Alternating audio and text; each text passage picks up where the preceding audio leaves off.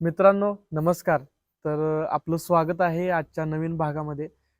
आज आपण सातारमधील हॉटेल व्यवसायातील यशस्वी 100 उद्योजक अशी सिरीज चालू केलेली आहे.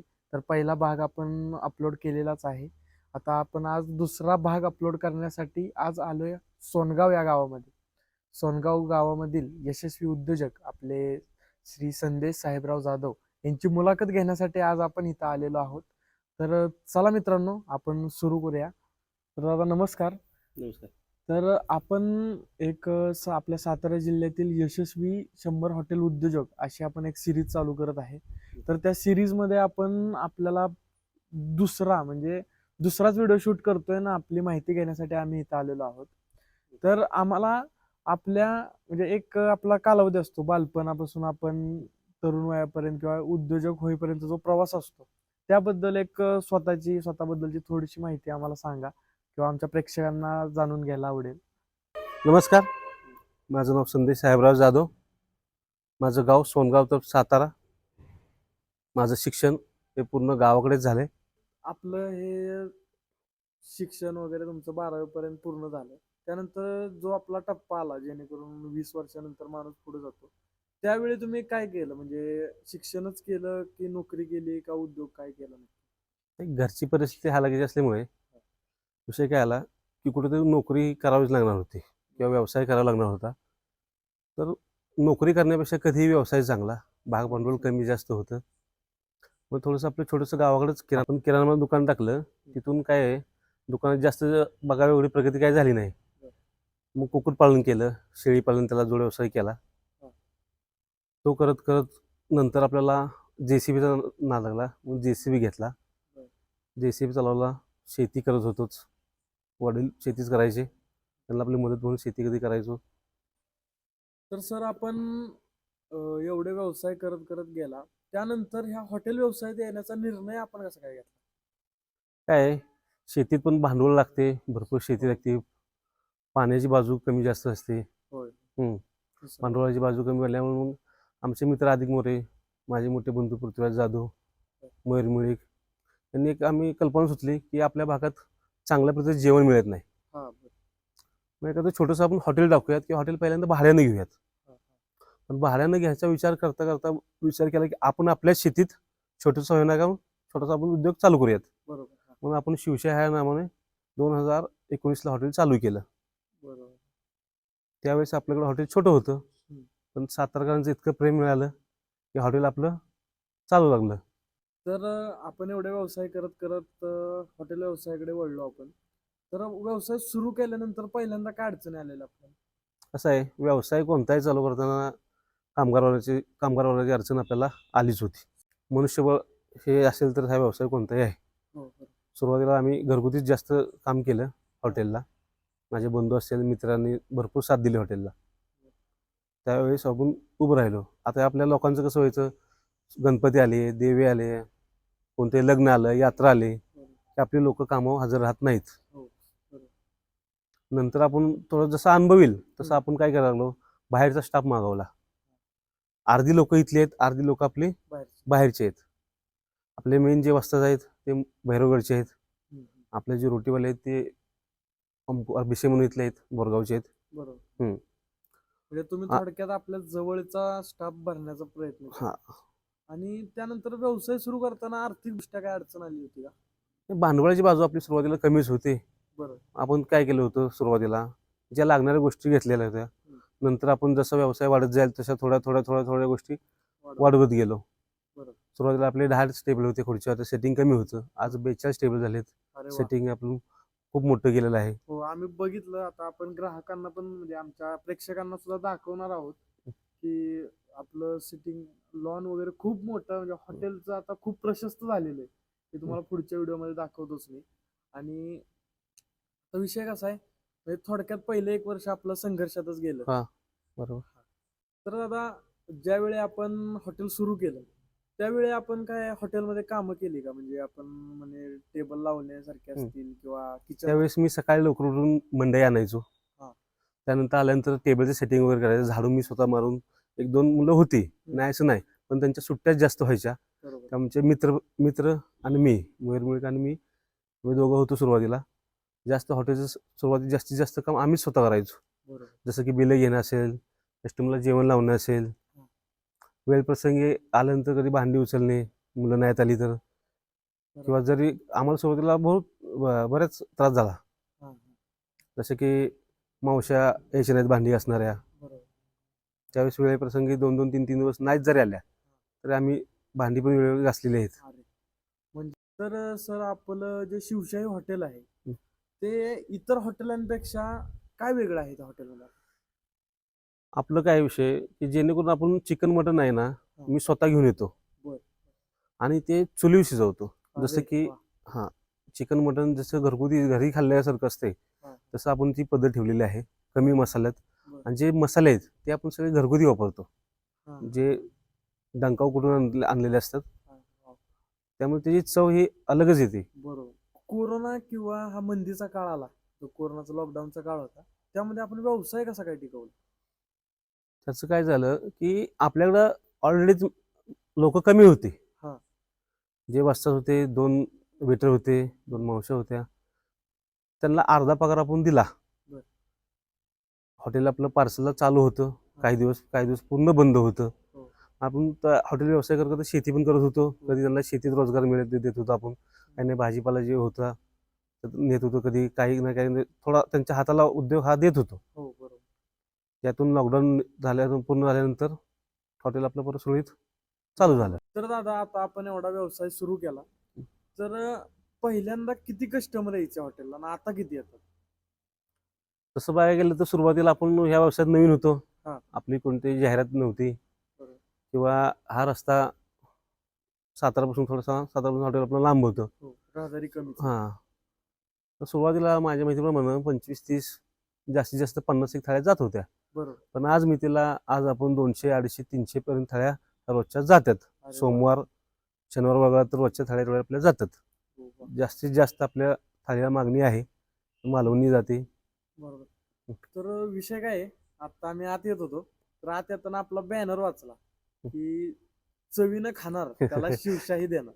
बरं. याच्या मागे विषय काय नक्की? बरोबर तुम्ही बॅनर बरोबर म्हणताय, वाचल्याबरोबर आहे. चवीनं खाणार म्हणजे विषय काय होतं, आपले रस्स्याची जी चव आहे, बरं. ती एकदम घरगुती. हां. जे रस्सा बनवतो ना, तो चुलीवर. हं, हं. जसं की आईच्या हातचं. म्हणजे अगदी हं, आईच्या हातचं हं. खाल्ल्यासारखं. विषय कसा आहे, मी आता यांचं किचन बघून आलो, जरा शिफ्टचं काम चालू होतं. मी किचन आतून बघून आलो. तांबडा हंडा असतो का नाही आपला, म्हणजे जे जत्रा टाईपमध्ये आधी जत्रेच्या काळात बघा एक हांड्यामध्ये मटण वगैरे बनवायचे जुन्या काळची लोक. तशा तांबड्या हांडा होता.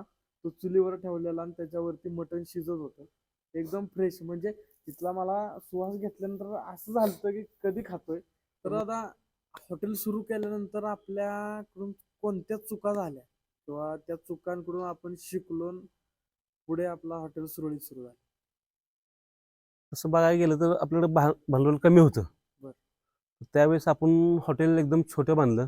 हां. छोटं बांधत असताना आपण कोणत्याही इंजिनिअरचा प्लॅन वगैरे काढला नव्हता. बरं. तर प्लॅन काढल्यामुळं पहिले आपण जी भांड्याची मोरी होती ती एकदम छोटी बांधली. टॉयलेट बाथरूम चुकीच्या दिशेला केलं. नंतर आपल्या लक्षात आल्यानंतर आपण टॉयलेट बाथरूम पाठीमागे घ्यायला वास्तुशास्त्रानुसार. बरोबर. जसं बरोबर. किचन आपण छोटं केलं. हां, हां. मग त्यात पैसे एक्स्ट्रा गेले. हां, बरोबर. जर आपण प्लॅन करून जर हॉटेल बांधलं असतं, हां. तर आपण जमिनीपासून हॉटेल 3 फुटा उंच बांधलं असतं पूर्ण. नंतर मग आपल्याला ती तोडफोड करावी लागली. नंतर आपले एक्स्ट्रा पैसे गेले. बरोबर. सुरुवातीला आपण भांडी घेताना एकदम लहान भांडी घेतली होती. हं, हं. जसं कस्टमरची रिक्वायरमेंट वाढत वाढत गेल्यानंतर आपण मोठी भांडी घ्यावी लागली आपल्याला. डबल पैसा गेला हां, थोडक्यात. जर ते सुरुवातीलाच आपल्या लक्षात आलं असतं किंवा जास्त आपला अनुभव कमी जास्त असेल, तर आपण मिडियम साईजची भांडी घेतली असती. बरोबर. तर आता आपल्याला घरच्यांकडून कोणत्या पद्धतीची मदत वगैरे होती का हॉटेल व्यवसायासाठी? होते ना. म्हणजे मला कुठं बाहेर जायचं असेल, तर मी सांगतो वडिलांना, "बाबा काय नाही, आज मी जाऊ शकत नाही. तुम्ही हॉटेल जाऊन या." बरोबर. लक्ष ठेवा. हां, किंवा बहीण असेल, "बाबा काय नाही बाबा, पगार काढणे असू द्यात, कुणाची उचल वगैरे बघण्याची असू द्यात." हं, तिचं ते लक्ष असतं, "बाबा काय नाही, कुणाच्या कामापेक्षा जास्त उचल होते का?" हं, हं, हं, हं. हे बघण्याचं काम होतं. जसं की कधी भांडवल कमी पडलं किंवा कोणी मोठी एखादी अडचण आली, संकट आलं, तर भावाला मी सांगतो, की "काय नाही बाबा, असं-असं आपल्याला करायचे." त्याचा विचार घेतो मूळचा, की आपल्याला काय करावं लागेल. बरोबर. म्हणजे थोडक्यात घरच्यांची पूर्णपणे 100% साथ तुम्हाला आहे. घरच्यांचा पाठिंबा आहे, घरच्यांचा आधार आहे, थोडक्यात असं म्हणलं तरी काही हरकत नाही. तर आता कसं झालंय, हॉटेल व्यवसाय म्हणजे लय पैसा. आता कसं झालंय, सोशल मीडिया झाल्यामुळं लय क्रेज झालाय. त्यामुळं तरुणांना आता हॉटेल व्यवसायाबद्दल आकर्षण वाटू लागलं. त्यामुळं हॉटेल व्यवसायात यायची इच्छा आहे. तर त्यांना तुमच्या अनुभवातून काय सांगाल? हॉटेल व्यवसाय करायचं म्हणलं तर महत्वाची सगळ्यात पहिली लाज सोडली पाहिजे. बरोबर. कोणताही तुमचा कार्यक्रम असू द्यात, हम्म. तो त्याला तुम्ही जाऊ शकत नाही. जास्तीत जास्त हॉटेल व्यवसायाला वेळ दिला पाहिजे. वैयक्तिक वेळ हां, दिला दिला पाहिजे. तुम्ही म्हणाल की आज बंद ठेवतो, उद्या चालू करतो, उद्या बंद करतो, परवा चालू करतो. हे हॉटेल व्यवसायात चालत नाही. बरोबर. सातत्य हे पाहिजेच हॉटेल व्यवसायात. बरोबर. आणि हॉटेल व्यवसायात असं आहे की तुम्हाला कोणतंही काम येत नाही असं कोणतंही काम नसावं. बरोबर. जसं की वेळप्रसंगी कधीही कुक आहेत तुमचे ते जाऊ शकतात, रोटीवाला जाऊ शकतात, एखादा वेटर जाऊ शकतो, हेल्पर जाऊ शकतो, मॅनेजर जाऊ शकतात.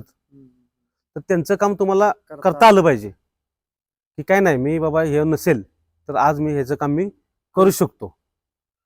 जसं की सकाळी तुम्हाला लवकर उठावं लागतं.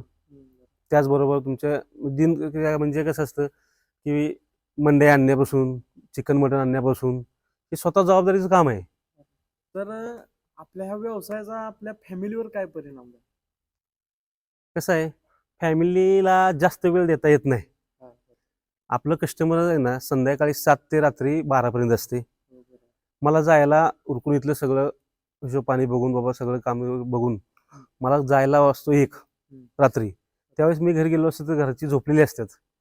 आणि जर मला उद्या बुकिंग जर असेल तर मला सकाळी 6 वाजता उठावं लागतं. त्यावेळेस पण घरची झोपलेली असतात. कधी कधी असा प्रश्न घरच्यांना होतो की हा घरी आला होता का नव्हता. बरोबर. म्हणजे एक तर आपल्याला पहिल्यांदा तुम्हाला तुमच्या झोपेचा त्याग करावा लागलाय.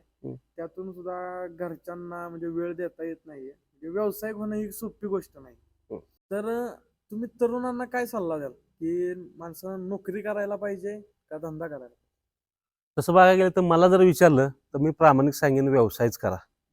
का? तर नोकरीचा विषय काय होतो की तुम्ही 8 तास ड्युटी करणार, आज कितीही गेला तरी 12, 15, 20 हजार रुपये पगार. त्यांचं जर घर भाड्याने असेल किंवा वैयक्तिक त्यांचा काही खर्च असेल, 15-20 हजारात काही होऊ शकत नाही आज. जर तुम्ही व्यवसाय केला तर तुम्ही जितकं पळाल तितके जास्त पैसे व्यवसायात. कोणताही व्यवसाय करा, जसं की हॉटेल व्यवसायच नाही, तुम्ही व्यवसाय कोणताही करा, जे व्यवसाय तुम्ही प्रामाणिक कोणताही कराल त्यात तुम्हाला जास्त पैसे भेटत जाणार आहेत. तर तुम्हाला असं कुठल्या गोष्टीचा अभिमान वाटतोय की वा भारी? कसं आहे, माझ्या गावापासल्या वरच्या भागातील कोणत्याही गावात गेलं तर असं कोणतंही गाव नाही की त्या गावात शिवशाहीचं नाव नाही. अरे वा.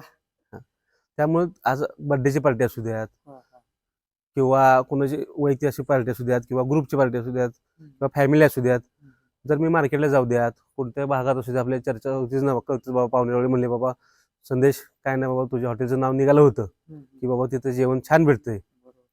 ते मला ते समाधान आहे की बाबा काय नाही, 2 कस्टमर आपले येतात, 4 लोक येतात, ते समाधी होऊन जातात. त्याचा मला अभिमान आहे की मी शिवशाला काम करतो.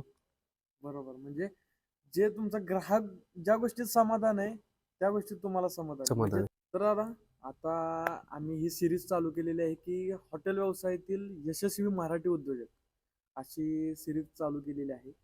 तर ह्या सिरीज बद्दल किंवा आमच्याबद्दल तुम्हाला काय वाटतं? कशी वाटते ही सिरीज?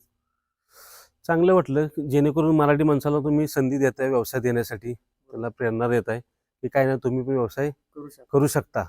ही त्यात तुम्ही दाखवताय की काय नाही बाबा, व्यवसायात येणाऱ्या अडचणी दाखवताय की कोणताही व्यवसाय करायची इच्छा असेल कुणाला, हॉटेल व्यवसाय असू द्यात, कोणता व्यवसाय असू द्यात, करू शकताय. मराठी माणूस आपला पुढे गेला पाहिजे, त्याने व्यवसाय केला पाहिजे. खरंय. खरं ह्या सिरीजचं उद्दिष्टच हे होतं की असे उद्योजक दाखवायचे की जेणेकरून आपली सिरीज बघणाऱ्या लोकांना की व्यवसायात येणाऱ्या अडचणी असतील किंवा व्यवसायाचा फायदा असेल, व्यवसायाचे तोटे असतील, सगळ्या गोष्टी दाखवून द्यायच्या.